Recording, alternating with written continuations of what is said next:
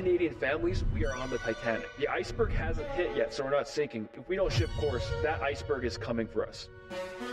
I'm not planning on it.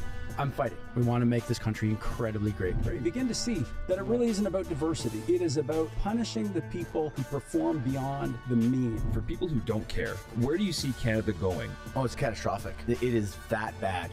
What is the carbon tax doing to lower carbon emissions? Exactly. I love this country. I was born in this country. I believe in what this country stands for. I believe in its people. I believe as a place opportunity for all to come and live, but the path that we're on is not working, and we are not going to be what we're supposed to be if we continue along this path. Yeah. Where's this track come from? I don't know. It's intense. Good track. You guys hear the track? It's Paul. Hello. Welcome to our live. It is so good to be in front of you guys. You know, we've been really looking forward to this. We've got so much content that's been pumped out. We really wanted to do a show where we wrestle with things. And so I've got a laptop in front of me. David and I, we've got a whole bunch of things we want to talk about, but we want to hear from you. So like, comment, subscribe. We're going to shout you guys out. I noticed a lot of my family's on. Hello, family. My dad. That's so supportive, Jer. David Craig joined. Hey, y'all. That's you. Your family supporting. That's awesome. Absolutely. Hello, everybody. Hope you guys are well. If you guys are tuning in, you're on YouTube. Instagram's live right now just for a little bit. We will hang up right away. A bunch of people are joining. If you're on Instagram, just jump over to YouTube at Real Citizen, because I'm going to hang up here in a couple minutes as well.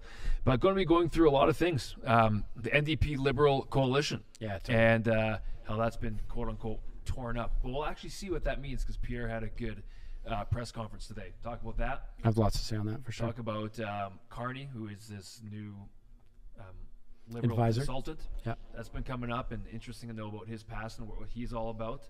I want to jump about as well at some point the presidential debates. Yeah, interesting to chat through that, and I'm curious on people's reactions on that. I was a little disappointed, to be honest. Well, their PR is working overtime. They're all keeping them on script, and Trump's on behavior, and Kamala's on behavior, and they're just going through the motion at this point. And also, Canada is wanting to withdraw all Pfizer and Moderna vials. Did you hear this? No. As of yesterday. What do you mean? To get rid of... Is that because they're getting a new batch in? Possibly. Yeah, that's right. But the old recipe... I want to dive into that a little bit more. The old recipe is... I'm just teasing at this point. Don't get into the goods, dude. I'm just teasing. You can't do that. I want to talk about it. Okay, see you Instagram guys on YouTube. See you in a little bit. Jump on YouTube at Real Citizen. Patty Saclemente, welcome. Thanks for joining us. Grant Cullen, hello. Chris, Mr. Lisario. For those who don't know, Paul Lisario is the man who went all the way to Ottawa with us. And as soon as Paul got in the car, if you followed along all the journey, you've heard this story before. But we drove all the way across the country, heading to Ottawa for the Freedom Convoy, not knowing what we're doing. We needed video support, so we called up Paul. He cleared his work week. We finally make it to Winnipeg after driving all night long. Paul gets in the car. We're so tired. Paul looks at David and I and goes, "Boys, I'm ready to die, boys. I'm ready to die." And we were just fired up right there on the spot. And from that moment on, that started this journey with Just Citizen. And now Paul works with us, and he's the editor who saves our bacon when we overspeak or misspeak. And now we're live. Shout out to Paul. And Paul can't save our butts on this show, so hopefully we don't overspeak. Yeah. Misspeak. What's up, guys? Braden, Kaler, great to have you. Grant Cullen. Put in the chat, you guys, where you're from. We want to know where you guys are watching from, how you got connected with us. Ready to die, boys. Paul says in the chat. Paul's okay. Just so you guys know, Jeremy just told the story, but Jeremy and I were so demoralized. We were on our way to Ottawa from Calgary and did not want to do it. Had no energy, no passion, and Paul revived us. We were also going on no sleep at all, because you told me at 2 or 3 o'clock we hit the road at 4:30 or 5. Yeah. Drove all 5 o'clock till 6 in the morning Winnipeg time. Yeah. Get there, so we didn't sleep at all. Like on and off dozing as we're taking turns. But cool. Okay, well, we're gonna wait till some people join. It's great to see all you guys on YouTube. I'm just looking through the comments. Someone's saying my mic is low. Jeremy is hot. I'm assuming your mic is hot, not no, you. Because talking about my body. It's your dad saying that. Okay. So let's say it's your microphone. That's so good. What's up, Giselle? Good to see you, dude. Julie, Hello, Julie from Winnipeg, Romo Calgary. from Ontario. We got Timmins. That's awesome. I've actually been up to Timmins, Romo from Timmins. For some reason, they said. I was up there in 2021. I took a wrong turn when I bought a vehicle in Toronto and ended up taking that higher haul. Yeah, I ended up in Timmins at no cell reception for a bit and took that upper highway all the way back down. So I've been over there. Nicole, that's awesome to see you guys. Welcome. Patty's on as well. Beausejour, Manitoba. That's a great place. Okay, Jared, let's first off dive into today is September 11th. Totally. 9/11, 23 years ago. That was just crazy. Yeah, that's crazy. Where were you? In On the 9/11. computer lab in class at school. I remember typing in abc.com and watching it right there on the spot. So did someone come in to tell you, or how did you guys hear? I don't remember how it got announced. I remember a ruckus of people talking in the computer lab. Miss Thiessen was our teacher. I don't know if you remember her, Miss Thiessen. I do, yeah. Computer lab, and then all of a sudden she mentioned it, and then we went to live on it. Then she was yelling at us to kick us out of class because we were making such a ruckus because people were gathering around our computer screen, and we just couldn't believe it. Then she finally came, saw our screen, and then we just couldn't believe it. And then we were all glued to our TV all night long. Like, you couldn't believe what we were watching. I was at Camp Cedarwood. Oh, yeah. Grade I 11, remember that. grade 12. I think we were there.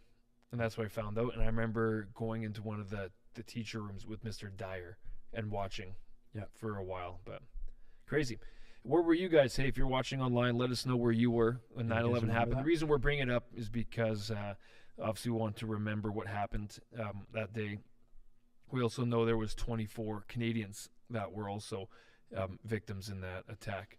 So I think it's just extremely important when you have such that was history-altering or course-altering event that happened.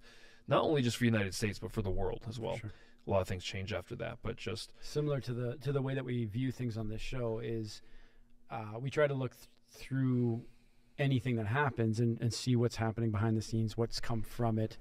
And obviously, like, whenever September 11th comes up, almost always in a conversation, people talk about the conspiracy theory behind it being an inside job or not or whatever. And that's not what today's about. Today's about remembering the people's lives who were lost. And but we try to view anything that happens through the lens of what would you say, David?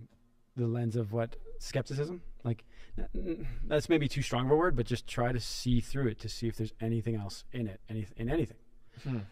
When Jagmeet gets up and talks about, we've ripped up the deal, and he just repeats the line 86 times and says nothing else, you're going, okay, there's more here.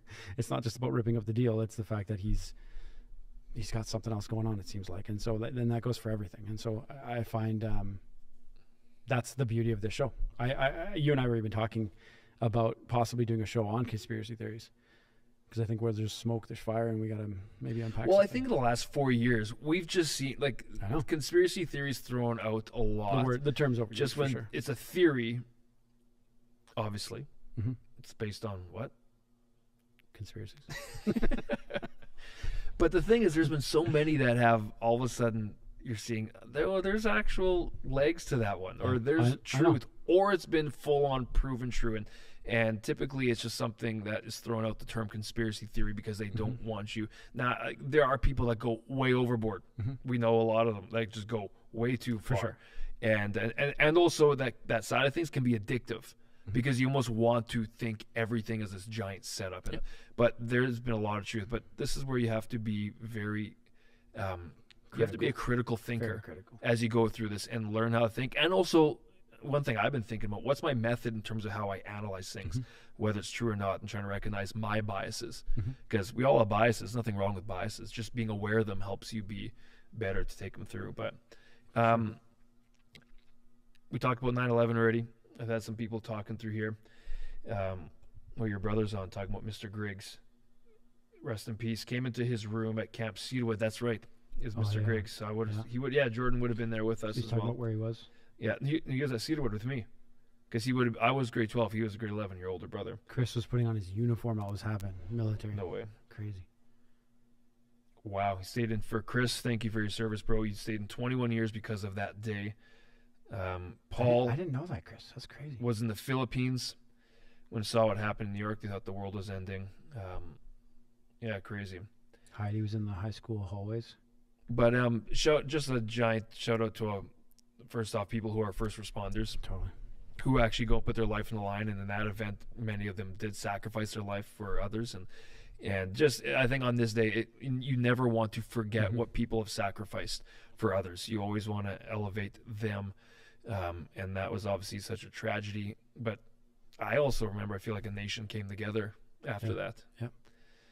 Anyways, anything else? Any last words on it? That's a great point. Like even the Bible says, there's no greater love than this, than one that lays down their life for their friends, and that's. We've got many friends who are first responders, people who have died in service, and to anyone who's serving in our country, military and first responders, thank you. Gosh, like, yep, they're the ones running in when everyone's running out, and you see all these photos. Like Eric, a good friend of mine, posted a photo today of a famous firefighter on New York when he was stuck in traffic, heard the radio and started running through the traffic just to get there because he just wanted to try to help and save people. His body was never found.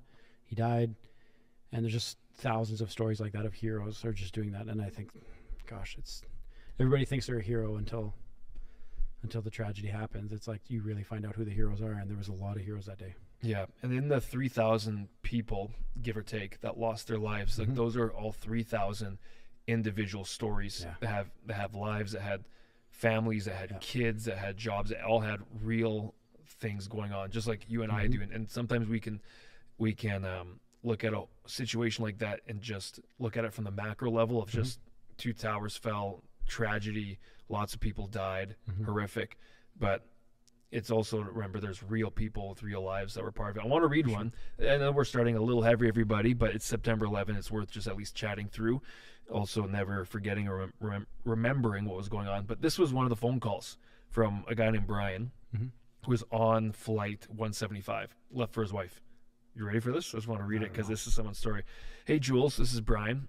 Listen, I'm on an airplane that's been hijacked. If things don't go well and they're not really looking good, I want you to know that I absolutely love you. I want you to do good, have good times, and same with my parents. I'll see you when I get here.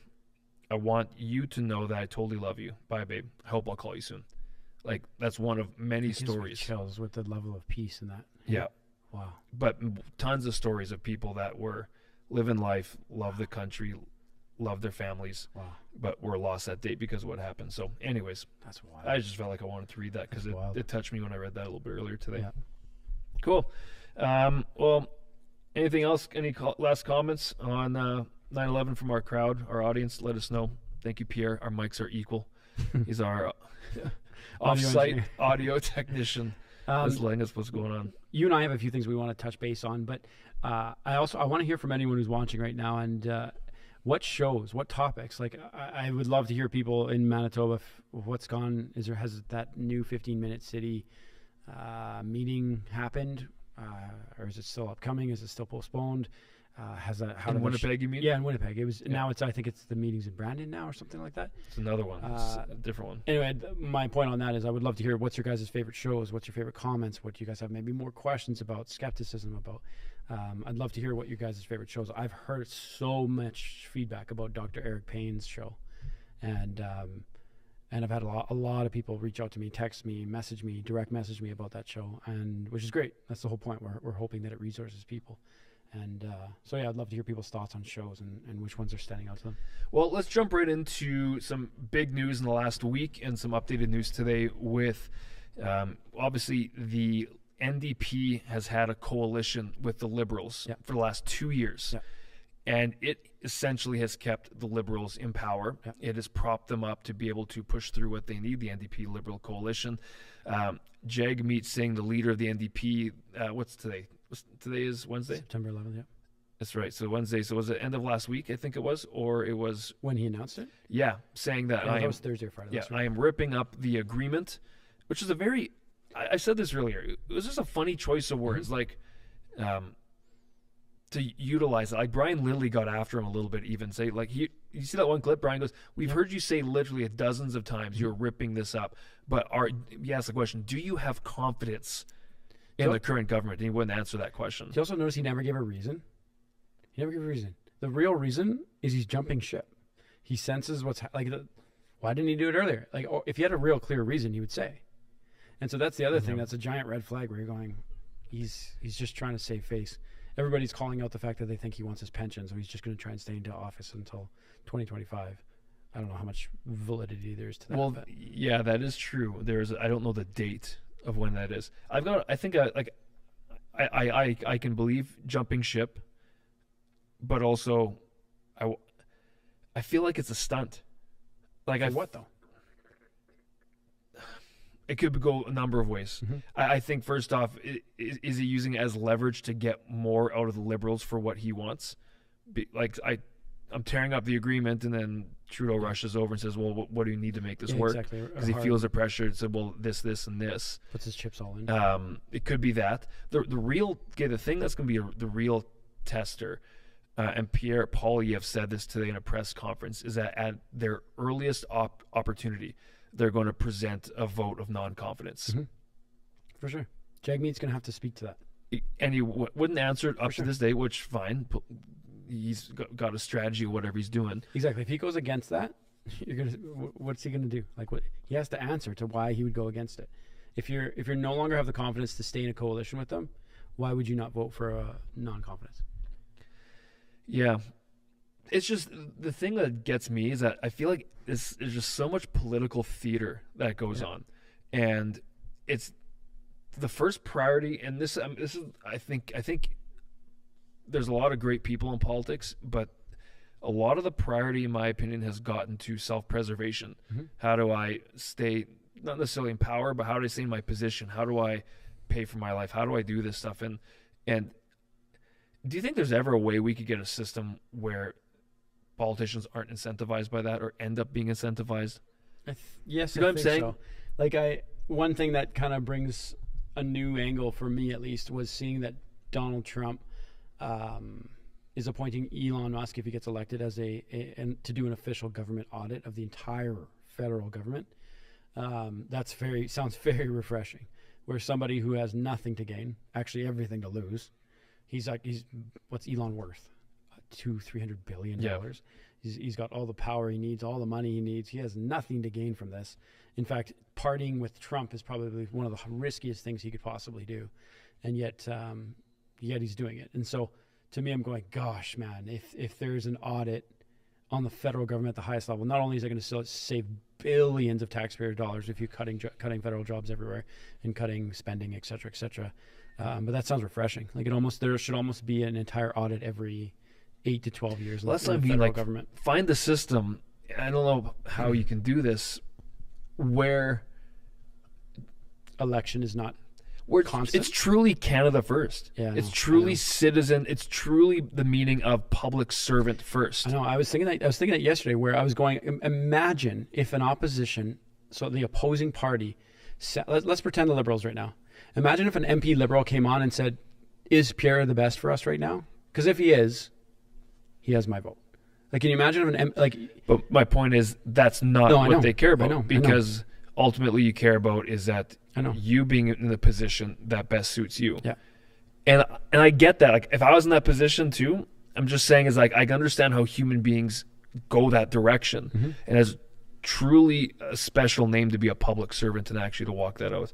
I'm not trying to throw every person who's in politics that direction. Mm-hmm. It's just, you just see this shift in political theater where it's becoming about posturing and stunts and all these, and it actually takes away from building a great Canada and putting effort into what we need to be done. It's nonstop. It's shenanigans. You ever watched House of Commons on CPAC? No, it's so useless. It feels like it's high school theater. So useless.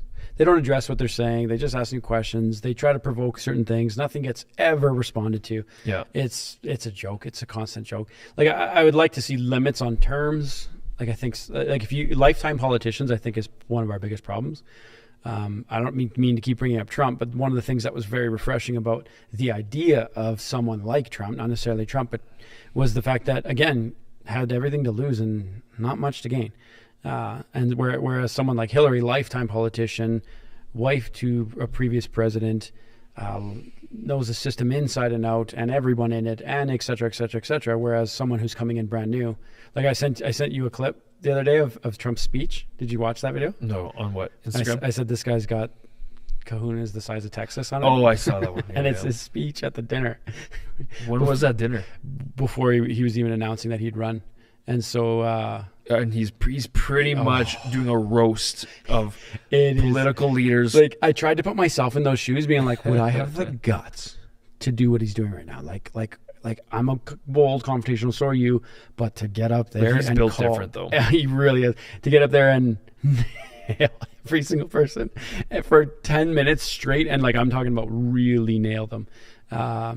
That's where I was going, like, holy smokes. Okay, let's play down the path of what you said of Jagmeet is jumping ship. He hung on as long as possible to get, obviously, advance the things that he wants and NDP wants.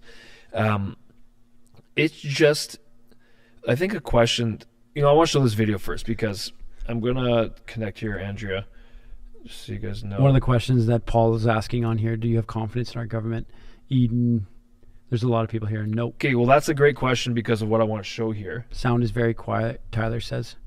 Traveling the country, talking to people. Okay, here's Christia Freeland. One of my favorite people. Yeah, just watch for a second. What we heard over the summer, all of us spent a great deal of time country talking to people in communities. We heard that people have frustrations, and we listened. And what we heard is that Canadians need housing. They need. When and where is this video from? Like, so is this old? No, it's from the last day and a half. Oh, wow. Okay. And what's she addressing right now, though? Well, they're getting ready for an election, for sure. obviously, So but she's saying we spent the summer traveling, and we are listening to Canadians. It's just another thing about saying we're listening, we're hearing what your needs are. We are going to respond. So I'll back it up, just to give you some more context here. Communities. We heard frustrations, and we listened. And what we heard is that Canadians need housing. They need us to build more homes faster. That is what we're doing. Canadians need life to be more affordable. We are working so hard on that with programs like early learning and childcare, with programs like dental care. And I think all of us have heard Canadians have a lot of frustrations. It is so important for us to hear the concerns of Canadians, to listen to those concerns, to act on them, and to deliver.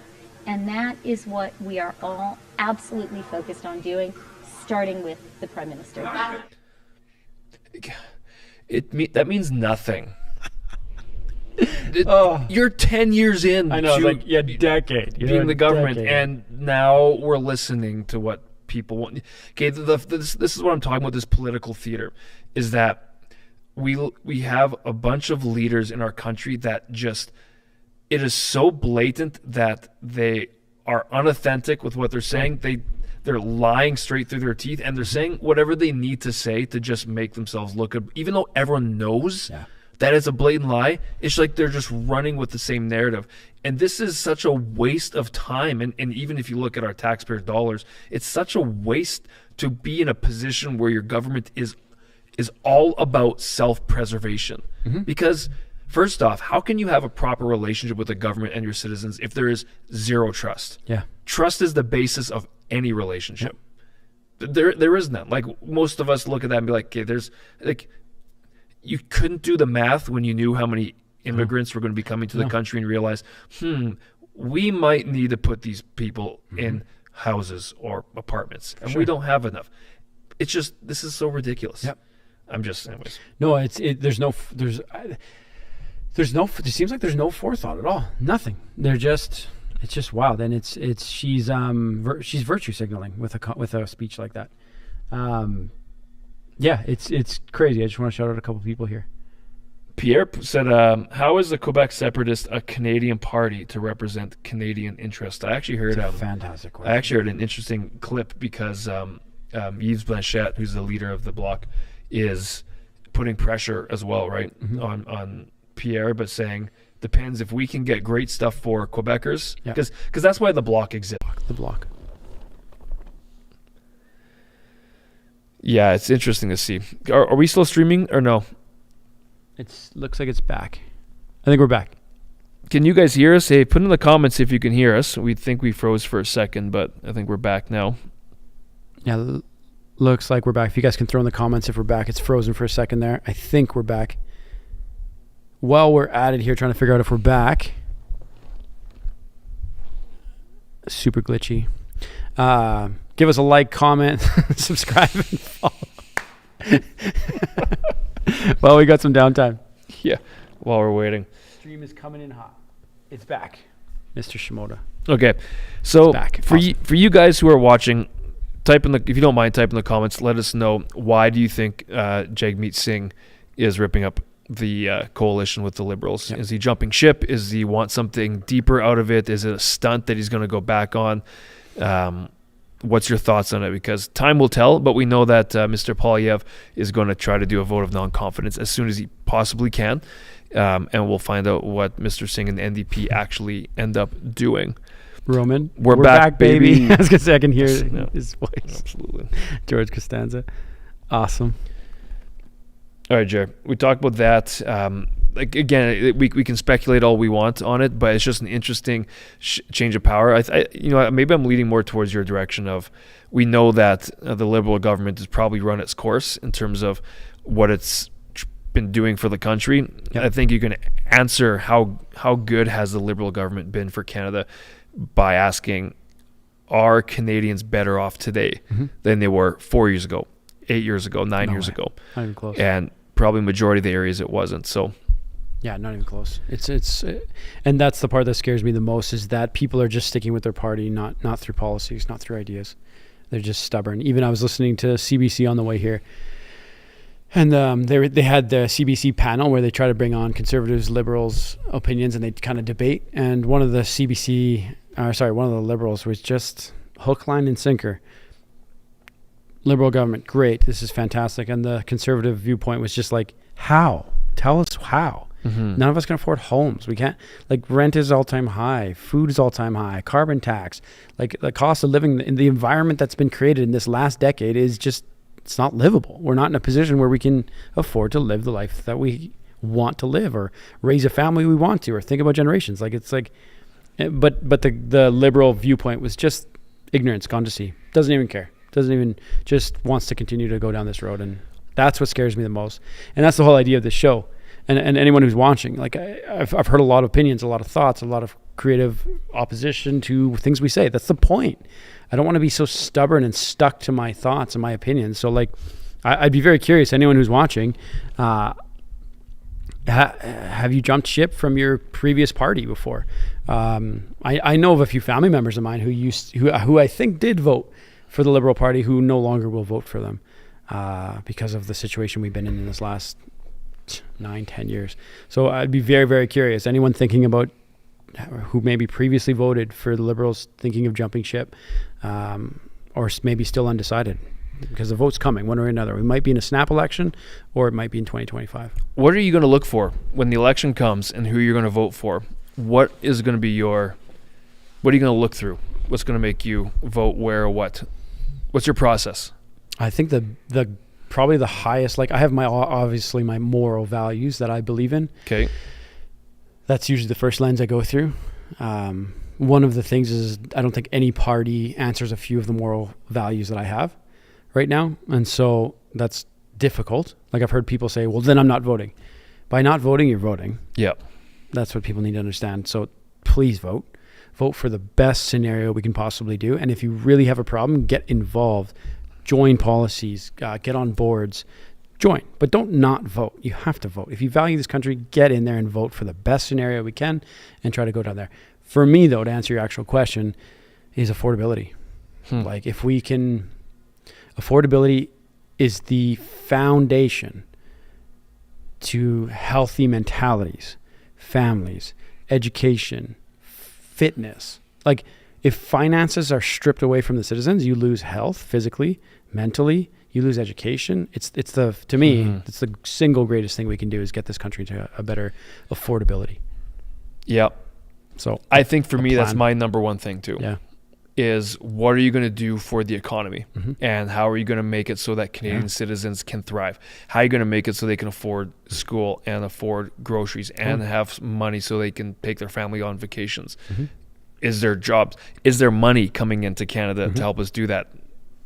What's your plan for investment, for growth, for using our natural resources, for trade? There's all these things that I think most people don't consider, and that's so important because we've experienced now bad policy for a number of years, and the financial side of it, you can speak for itself. I'm just messaging our friend Mr. Lease. Yeah. I think I want to get his take on the NDP-Liberal. Be good if we join him in. Yeah, for sure. I just want to, well, do you have him queued up? Well, I'll queue him up.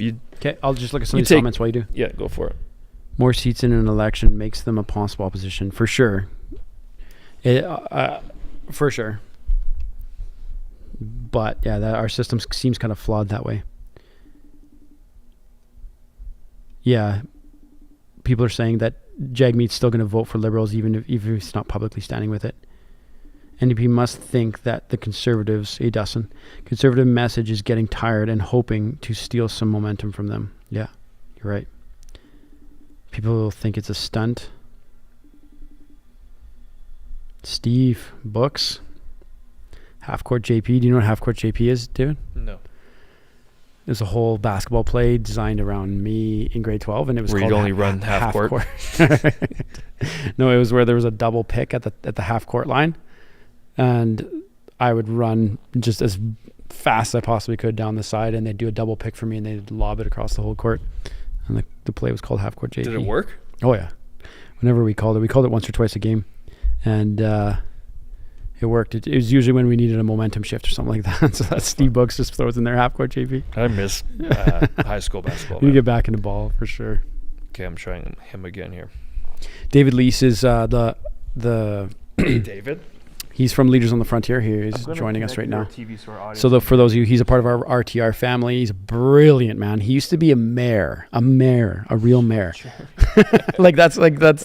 many people can say that. He's a brilliant man, off the charts. Here he is. Okay, we're just testing. David, can you Mr. hear us? David Lease himself in the flesh. Can we hear you? Andrew, can you tell if we can hear us? He's on the TV now. Guys, let us know in the comments if you can hear David. Go ahead and talk, David. Mr. Lease, how are you? I'm doing very well. How are you guys doing? There we go. We got you. Good. There's Jeremy. Hello, sir. Good to see your face. We also got you screen shared on the audience, so all of our YouTube friends can see you right now. Okay. Well, terrific. And it's great to join you and with your audience. Awesome. Are you wearing shorts? Are you wearing dress pants? Don't disclose that information. That's private. That's funny. Hey, if you're listening right now on YouTube, I just got back from a gym. There you go. Very cool. Good, man. Hey, and Jeremy, I'll tell you in a second. But if you're watching on YouTube, let us know if you can hear and see Mr. David Lease. I know he's on there ready to go. They're saying it's good.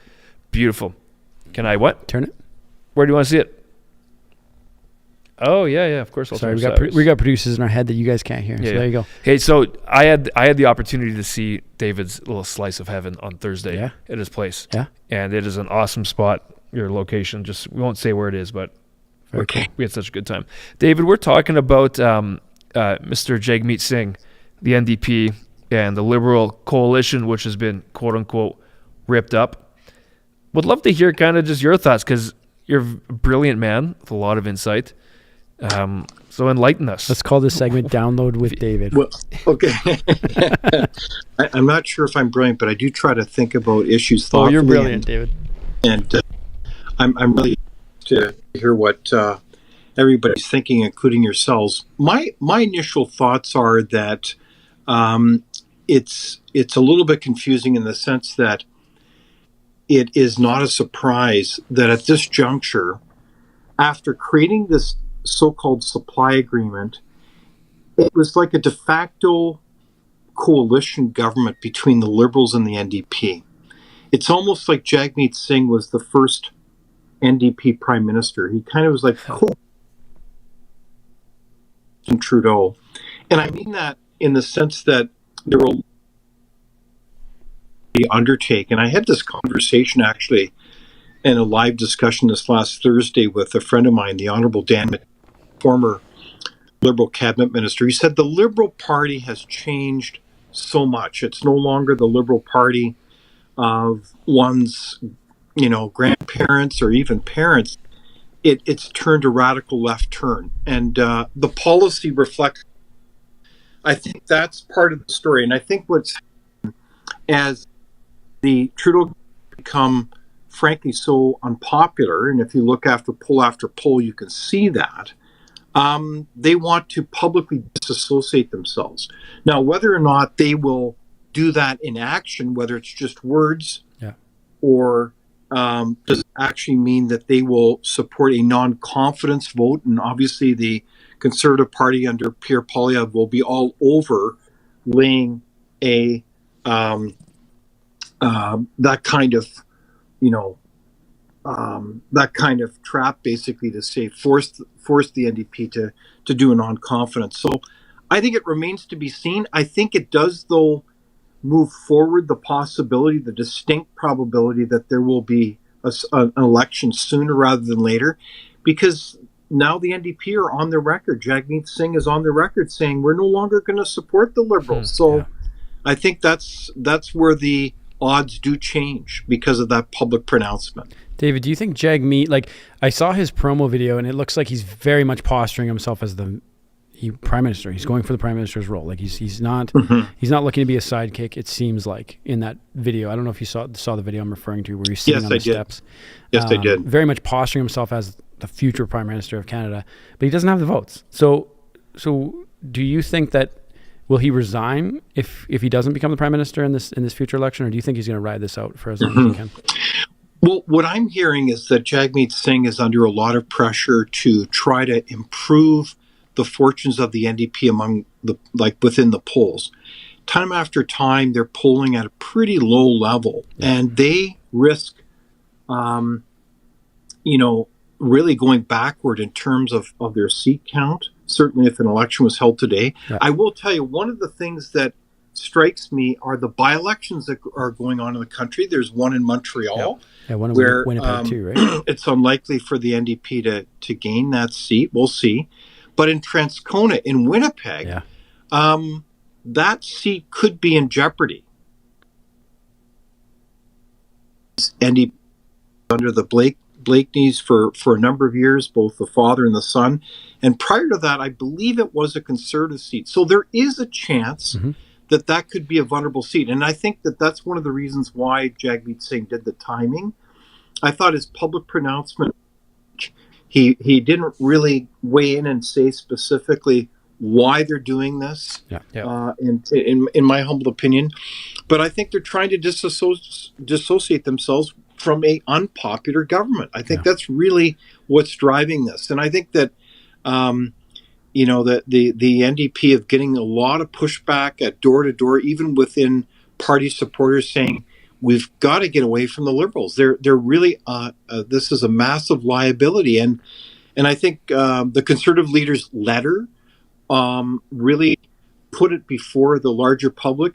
Who elected you to support Justin Trudeau's quote agenda, which was really an NDP government, and it's really affecting Canadians. A lot of Canadians are in pain. They're suffering under this kind of policy that doesn't really serve them. Well, David, I believe you and I were talking about this last week.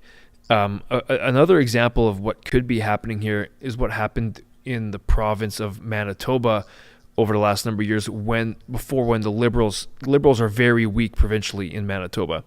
And at some point, the NDP was able to knock them aside, where it basically is a Conservative NDP battle for a province. I think you and I were talking about that, and you're mentioning that maybe Jagmeet and the NDP might see momentum shifting away from the Liberal Party, and it might be a chance to not knock them out at all, but to gain serious momentum on them, so that the Liberal Party is not a player like they used to be. Can you maybe expand on that a bit? Well, there's always those possibilities, like in the world of game theory, in terms of making decisions in this country is complicated. But I think the question is ultimately, quite frankly, whether the Liberals and the NDP may join formally. There's reasons why that would be a challenge. And one of the challenges right now is the NDP coffers really don't have much money at all. So they're not really prepared for an election. This is in complete contrast with the Conservatives, who've incredibly well in terms of fundraising. The Liberals are not in the best of shape either. So both those parties are kind of vulnerable if an election would be called earlier. But, I think the real problem right now is that the NDP is really low in the polls. They don't really bring a lot of leverage to that kind of discussion right now. So that's a real bind for them. And what's going on with the Bloc and Yves Blanchette and kind of the pressure he's been going on? I know I just started reading on that a little bit yesterday and today, but what's happening with him? Is he jumping the same direction? Well, the Bloc is the Bloc. So they're a nationalist party. They're always advocating for more and more power for Quebec interests, both as a province, as a people. And so that's kind of their, to use some French here, their raison d'être. And so in that context, they are going to cleverly insert themselves in the mix and say, hey, we're willing to prop you up in terms of the mix if you also make a deal with us. So I think that's where I think it's a challenge then for the Liberals to really do that publicly, but they've done it before where they will gladly work with anybody to keep in power as long as they can so they can choose the timing.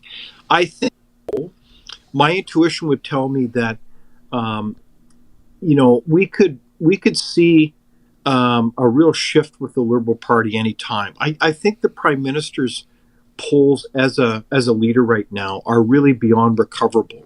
What do you I could be wrong, what does that mean with a shift of the Liberal Party though? Like what's the most that can happen?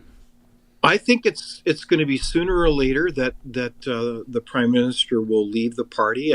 I have no crystal ball nor claim for that kind of ability to see the future. Yeah. But I think when a leader is really in those kinds of popularity, it's a problem for the brand of the party. And I think that the question is, are there leaders within the Liberal Party who have the ability to have the chat, the so-called walk in the snow with the Prime Minister and say, look, in light of where things are at, do us all a favor by moving on so that we can start rebuilding this party. If they believe that they can rebuild the Liberal Party. And the Liberal Party has an incredible history, but it was one of balance. It wasn't of being really a de facto NDP party. Yeah, that's a great take. Totally. I'm very curious as to when we'll see an election on it, because I'm sure all those conversations are happening right now, all throughout, to find out and to put pressure on the Prime Minister from in his party, but also obviously there's pressure coming from outside the party. But realistically, if the NDP is financially hurting, they're not ready for an election, so they're not going to vote for this. Liberals aren't going to vote for this, which means, like, realistically, we probably won't see an election. You know what I mean? Under those variables. Yeah, I think it's going to be a bit later, but I think that inevitably there will be an election, because the risk is this: trajectory for these parties continues to downward trend. Yeah. And so therefore you have to ask yourselves, at what point do you call an election to basically save any semblance of what you have? Mm-hmm. I believe that if the Conservatives have another 3 to 4 percentage points, all the modeling I've seen in public opinion, there will be a wipeout of all those other parties. I mean, I think there will not be any safe seats except maybe in Quebec. Interesting. Hey, just so you guys know, as you're watching right now, we're with David Lease, who has a program called Leaders on the Frontier. It is a fantastic show where he's talking with it's a really amazing show where he talks with a lot, not just experts, but people who are all through politics, all through different areas that affect you and Canadians and how we're living. And he provides amazing insights into so many different issues. So quick shout out to David in this program. YouTube, you can watch it all on there, on the social medias. I believe it's at Leaders on the Frontier. Anything else, Jer? Or if you guys have any questions for Mr. David Lease, type them in now, because we're probably going to let him go here in the next couple minutes. So you got 2 minutes and counting. I would love to explore a little bit more about the Bloc. And then along the line of the Bloc, the next question I had, I know I'm giving you a lot here, was equalization payments. Right. And And the reason I'm going down that road is if a party truly wants to separate, do they really actually want to separate? Is it for the greater interest of the country? How can a country how could a country get into the prime minister's chair, assuming they had the votes at one point, without the country's best interest? And then you could go down that road forever. But yeah, well, it's a good question, Jeremy. Is always the dynamic of Quebec within our federation, and there's a lot of implications around this, but the bottom line is that for years, and certainly I've had the good fortune to watch and study this for quite some time, is that the movement politically within Quebec for independence has, I would argue, has not been so much a movement for independent nation per se. And this is where the language is a bit confusing. The movement politically has been a nationalist movement in the sense that it's for gaining more powers at the provincial level. And they've been very successful at gaining more and more powers that enable that, both in terms of law and powers. There's the Quebec pension plan versus the Canadian pension plan. There's a whole variety of examples one could give. But that is enabled, that enabling of more provincial power has allowed them to really create their special place within the federal system. And ironically, that effort has actually created a lot of problems for Canada, not only in terms of some measure of resentment, as other provinces look to Quebec and say, hey, what about us? Is it's created a symmetry factor. In fact, there's been some really good things written about this, where other provinces weigh in as Quebec makes a deal, like for more money or more power, then other provinces look at that and say, well, us too. So that has ratcheted up a lot of federal spending. It's very hard then for Ottawa to say no to that. And arguably over time, that really hasn't served anybody very well. Yeah, it's the squeaky wheel getting the grease, eh? Like it's indeed. In fact, what you find now, and this is happening very much in the province of Alberta, is you have all kinds of federal policies hammering other provinces, particularly Alberta and the oil and gas industry. I mean, what's going on is atrocious. In effect, a war on Canadian energy. It's the most absurd thing. It's devastating that the opportunity where the world needs more Canadian oil and gas, not less. Yeah. And we can talk about that extensively, but suffice it to say, Alberta now wants to pull a Quebec. They want to say, look, if you're giving all this power to Quebec, we should be able to do the same thing. We should be able to have theoretically our own pension plan if we want to, because very real arguments, and they're rational ones, that allow us to say there should be more empowerment of provinces, not just simply one, but all of them. And so the equalization program has obviously been of great benefit to Quebec. They get some 20, if memory serves me correctly, some $22 billion a year from the rest of us. And this is really, I would say, a sleight of hand. The formula is actually quite complicated. There's very few people that fully understand. But one of the key problems to this formula is they do not include hydroelectrical generation or hydro generation, pardon me. And so that's not included in the formula. So that's one of the key reasons why Quebec gets money from the rest of us. And this is ironic because there's other provinces like, what is it again? Oh, yeah, Alberta, where they don't include from fossil fuels. So it's not their formula. I missed what you said there, David. They don't include what from fossil fuels? They don't include hydrogeneration. Yeah. And what does that like? What does that act? What do you mean by that? By include in the totals of the sums? So had they included it, the sums would be much smaller. You're saying?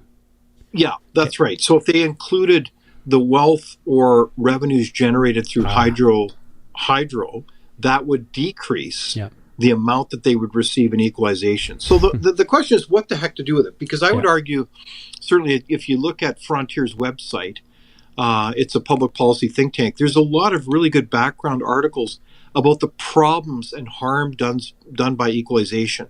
Because equalization, time and time again, it's kind of like welfare for provinces. It arguably should be a temporary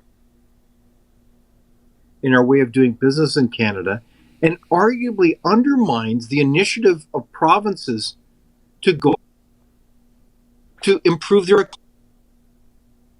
I mean, Quebec is notorious because it has the highest tax rate as a province in the country. It arguably has some of the worst regulation. They've banned fracking entirely, when in fact there's an enormous opportunity there. But what happens is,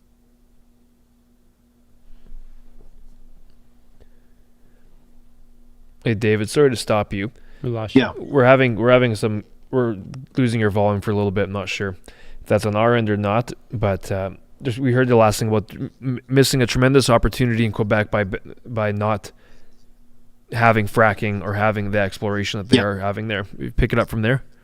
that's right. So I guess what I'm saying is that equalization arguably is dysfunctional because those monies create a situation where provinces, like individuals, like if you're handed a big gift of money, you don't necessarily handle it responsibly. Yeah.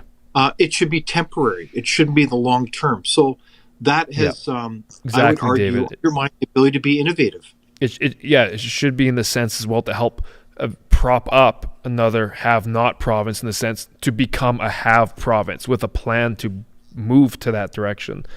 Exactly. And it's just ongoing that way. Anything else, Jeremy? No, I think that's a fantastic angle on those two huge topics to unpack in a couple short minutes. Well, So I want to thank you, get David. into Alberta oil and gas now, Oh, but God. that's a whole different one. You just teased us with that one. Well, David, we appreciate you jumping on and joining us. As always, you're a good friend of the show. My pleasure, and all the best to you guys and to your audience. And it's been a pleasure to catch up a bit. Where can Thank you, David. where can they find out what you're doing if they want to know more about David Lease and Frontier Center and Leaders? Well, encourage you to follow me on X or on YouTube platforms. Make sure you get the Frontier newsletter. There's a lot of great information about trying to promote good public policy. I am on X live tomorrow. I'm on at 2:00 Central Time, and I'll be having a very interesting guest. Actually, her name is Kaylin Ford. Has two major schools, charter schools in Alberta, and we'll be talking about education, back to school. What should parents know as we look at education? So I think it'll be very interesting as we learn more about her story and important things that parents need to know. Awesome.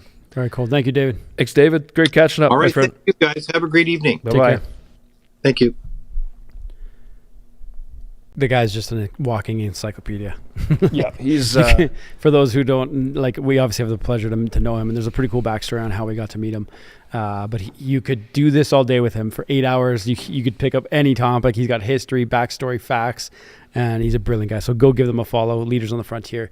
You won't regret it. It's an incredible resource. and on that front as well, in the idea of citizens knowing what's going on and knowing real information, is that their center, the Frontier Center for Public Policy, they put out so many papers on issues that are in Canada. So if you want to know more about them or know more, any issue, you go check out their website, and they got guaranteed a ton of stuff on there. We got a couple minutes left. How long are we going for tonight? I don't know. I think about 10, 15 minutes more. Okay, we got. I want to talk about the presidential debates. Yep. Last night in the U.S. between Vice President Kamala Harris and former President Donald Trump. You have any thoughts to start? First off, if you're watching, did you guys watch the presidential debates? Was it good? I've seen 1,000 clips. Was it not good? Was it a nothing burger? What stood out? I'd like to know what you guys think in terms of what stood out, because I've got my thoughts. The one thing I love is that the U.S. has an incredible ability to cover these topics. So like when I was on YouTube last night, I saw 40 different spots that just covered every single angle: conservative, liberal, neutral, and just viewing parties. And I love that. Whereas Canada, we don't have enough. There was like 25 viewing parties just I know. going through. I wasn't a place where I couldn't watch it on my TV, so I jump on Twitter and it's just find a viewing party YouTube, anywhere. YouTube. Yeah, and you get real-time comments. So you and I are toying around with the idea of doing that with our election coming up if we get a snap election. Well, or with some of our friends like David Lease and maybe some Leighton Gray and where some other guys. we'll do live commentary on either a debate or actually we'll probably both debate and the election night. Let's do it. And talk it all through. It'd be great to do that. But that's one thing I love about the country of the U.S. is that they have a lot of coverage, and here we just don't. We don't have enough. Okay, well, my overall thoughts were I watched the first hour of it. I think it went a little bit longer than that. I thought, I think the bar has been lowered for Kamala Harris to the fact that if she just doesn't say something stupid, it's a great success. Successful. And she prepped well.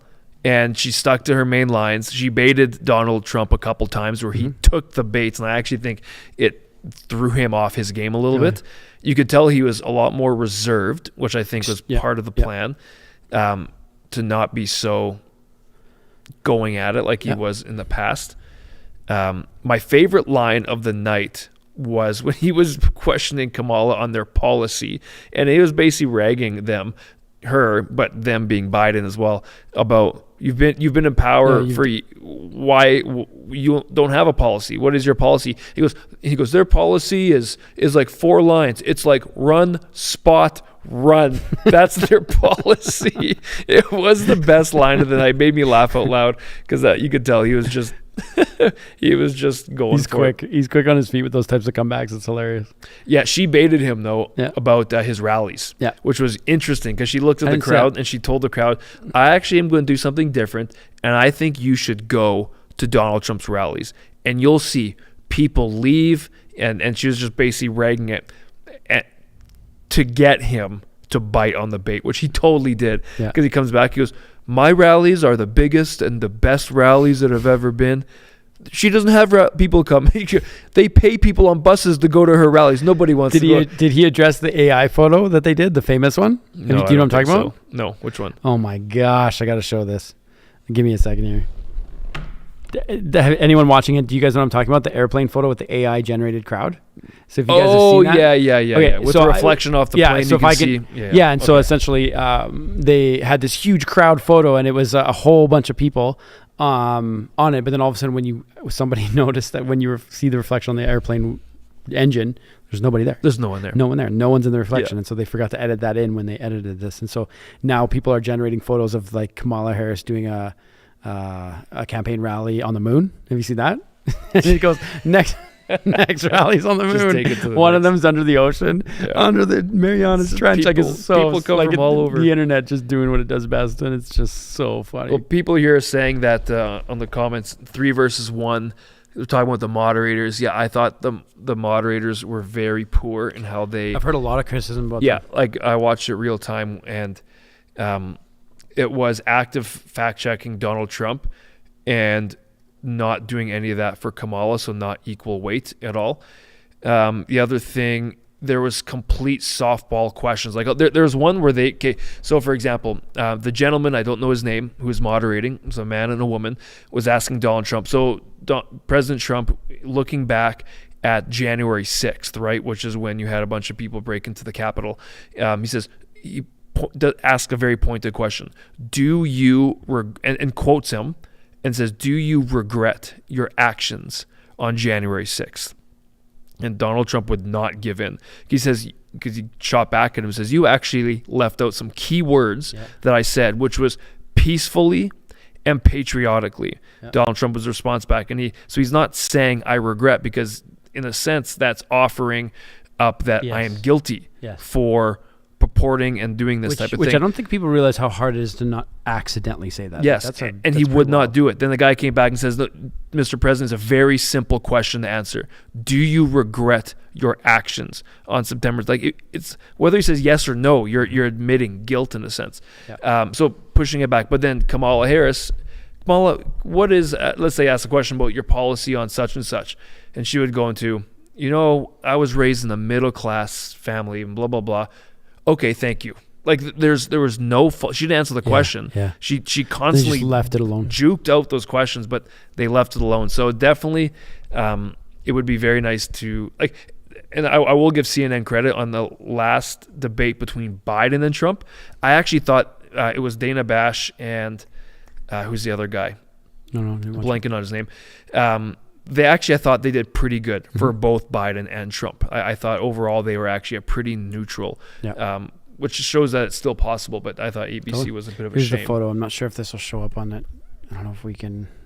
Yeah, you can see in the reflection on the right. Yeah, they won't be able to see that. Kind of. Kind yeah, of. you can On the see left the is a crowd. On the right.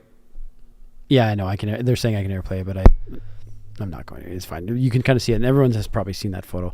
But if you look on that engine wing there, there's nobody there, and it's hilarious. I thought Donald Trump could have done a lot better and kept going back to the failures of the Biden-Harris and that's team, the best like approach. Border, economy. She was in charge of the border and immigration. Totally. And they have the record, the worst immigration they've had, illegal immigration they've had. Well, the official number, I think, was 13 million illegal immigrants in the last couple of years. And that's the official number. And there's a lot of experts saying 20 plus million.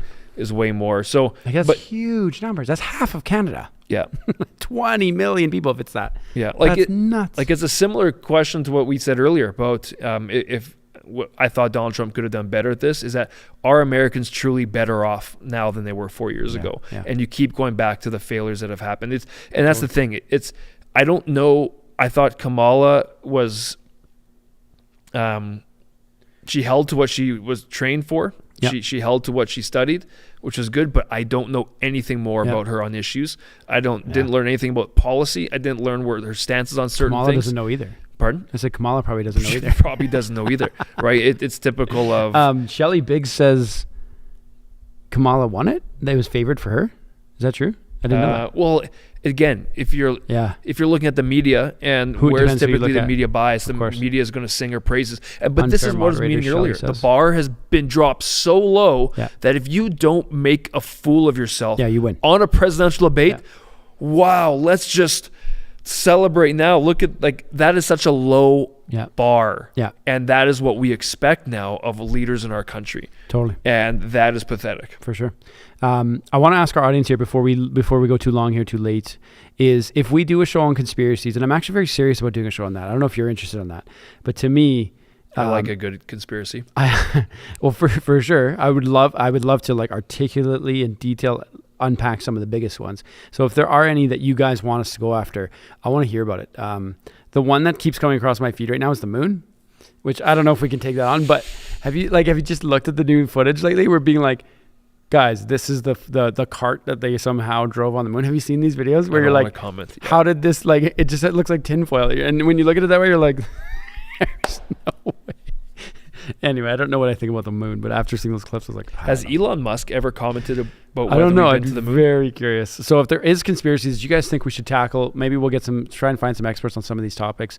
I would really enjoy pulling out some of these apart and figuring out which ones are. So are these lighthearted fun, or we want to be serious ones that actually could have a major effect on human history? I think both. Some of them I do want to unpack and figure it out, and then some of them I don't know. Okay, we are hiring researchers, so put in your resumes, everybody. This is gonna need throw in your stuff right now. Some research and some teams going at this thing. What other ones are good? Yes or no answers only. Yes, do it. Jeremy, is the moon landing real? Paul's asking me. I'm not giving my answer yet. I don't know. I'm going to lean towards yes. Extremely skeptical because we have not done it again. That doesn't make sense. With superior technology, rockets. What cost? You could answer by saying cost. But apparently we're throwing billions. Elon Musk is changing the game on that because reusable rockets. Yeah, but even that, it's he hasn't even done it. Will he ever? Is there a benefit to do it? The thing that's always why wouldn't you go and throw your stake on the moon and put it on the side where people can see it with telescopes and be an American flag that was within sight, big enough to see? You know what I mean? But the whole world sees it every day and night with the tech we have them going. I don't know why we haven't returned there, or why is there not I don't know. It just seems so strange to me. Well, Elon has said that he thinks we can be on Mars in less than 5 years. He said that on Joe Rogan. Wild. Joe Rogan asked me, isn't it a year trip? 5 years. Or 6 month trip? Yeah, it's a long trip. And there's only 2 or 3 times throughout the year you can launch because of... Imagine you being on this ship going.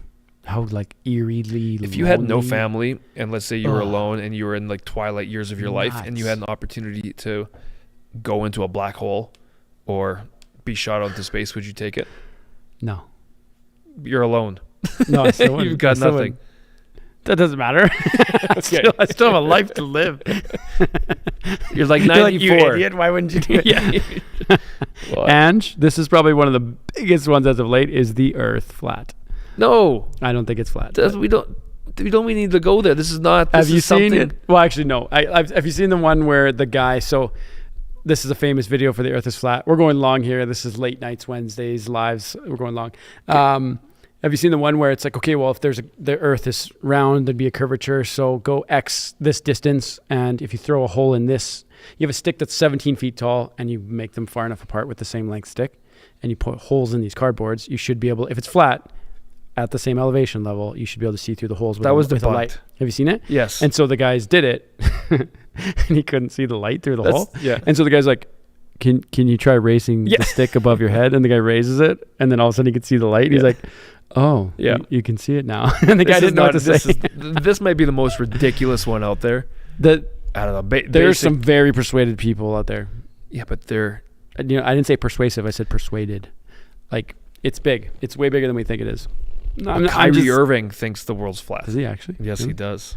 That's what I'm saying, It's though. There's some ridiculous. very prominent, smart people who actually I do. don't know if I say smart. So Like, there's some I don't- basic physics stuff that you can do that shows that it's not. It's getting wind. Give me like a pop bottle. There's and no way it's flat, though. Like, it's just I can't even wrap my head around Okay, it. But anyway. just Anything else? Bermuda Triangle, Antarctica, we'll dive into it and find out. Mars is Greenland. I don't know what that means. Okay. Anything else we want to touch on before we go? Like, we're getting. This is the thing where you get sucked into the I know. deep vortex of. I know. Like, it's fun to chat about some of the things, For sure it but is. like the Freemasons, go into that kind of stuff. You can go into yeah, secret societies. You can go into who rules the world. Illuminati. Yeah. Okay. So, anyways, thank you guys for hanging out with Yeah. us tonight. We talked. Hey, actually, you didn't tell me your thoughts on presidential debate. I didn't watch it, so all I saw was the comments. Okay. So sometimes I avoid those things because Yeah. I'm just like, there's nothing to gain. That's kind of how I feel, and it sucks that I feel like it's come to that. But that's me. I'm very involved with politics. Like, Yeah. I see all the clips. I usually wait till like YouTube the next day, and I see people's responses and expert opinions on it.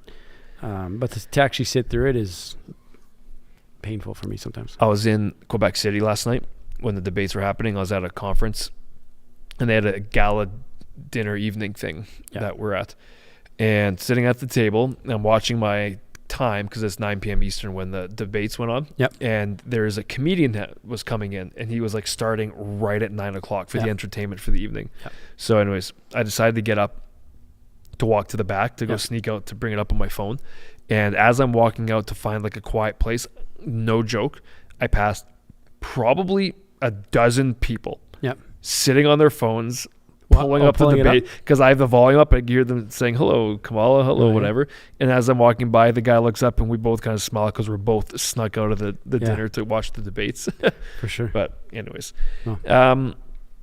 yeah, I think overall, big nothing burger. I think the needle did not get moved at all Yeah. in terms of what Really? was said. And I think Trump needs to come out better if there is going to be another one.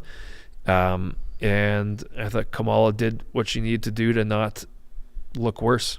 Mm-hmm. So that's kind of my thoughts on it.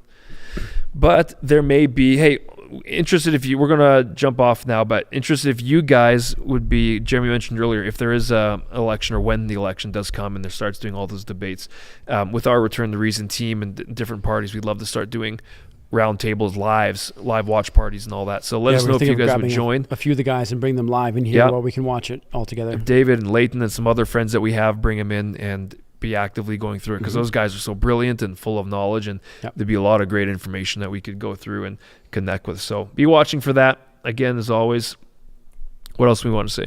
That's it. I got nothing further to say. Appreciate all your support, you guys. Yeah, for sure. Thank you for sharing and liking. Just so you guys know, that helps us a ton because we did have a big account that grew when we were in Ottawa. Of up to like 36,000, but that is blocked right now because of C11 in Canada. So we are rebuilding all of our socials from scratch. So all of your support all of your help, of sharing, of telling your friends about it, following. That really helps it's build huge. the momentum, because we don't plan on slowing down anytime soon. And we plan on adding a lot of great parties or people to join the party here so that you guys can get a variety of stuff going on. So, Yeah. Cool. Well said. Thank you, guys. See you all later. Have a good night. Bye-bye.